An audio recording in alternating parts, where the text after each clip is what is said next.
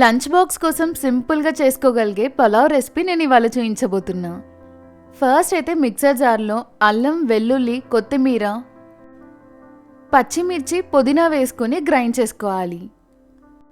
నేను ఇక్కడ ప్రెషర్ కుక్కర్లో చేస్తున్నాను. ఫస్ట్ అయితే కుక్కర్లో ఒక 2 స్పూన్స్ దాకా ఆయిల్ వేసి హీట్ అయిన తర్వాత మసాలా దినుసులు అన్నీ కూడా వేసుకోవాలి. అందులోనే షాజీరా కూడా వేసాను. ఇవి ఫ్రై అయిన తర్వాత కట్ చేసి పెట్టుకున్న ఆనియన్స్ వేసి ఆనియన్స్ కలర్ చేంజ్ అయిన తర్వాత మటర్ కూడా వేసాను. ఇవన్నీ కూడా లైట్గా ఫ్రై అయిన తర్వాత మనం గ్రైండ్ చేసి పెట్టుకున్న మిక్చర్ అంతా కూడా వేసుకొని అంతా ఒకసారి కలుపుకోవాలి. ఇదంతా పచ్చివాసన పోయేదాకా ఫ్రై చేసుకోవాలి. ఆలోపు మనం బియ్యం కడిగి నానపెట్టుకుందాం. నేనైతే 1.5 గ్లాస్ దాకా బియ్యం తీసుకొని కడిగి నానపెట్టుకున్నాను.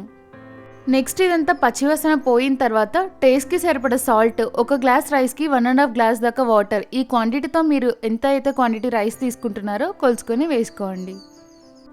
ఈ వాటర్ అంతా బాగా బాయిల్ అవుతున్న టైంలో మనం ఆల్రెడీ నానబెట్టుకున్నాం కదండి బియ్యం, ఆ బియ్యం ఇంకా లెమన్ని కూడా స్క్వీజ్ చేసుకొని విజిల్ పెట్టేయాలి. ఇందులో ఇంకొక స్పూన్ దాకా గీ వేస్తే అది కూడా టేస్ట్ చాలా బాగుంటుంది. 1 or 2 విజిల్స్ వచ్చాక ప్రెషర్ పోయాక మూత తీసుకోవాలి. అంతే.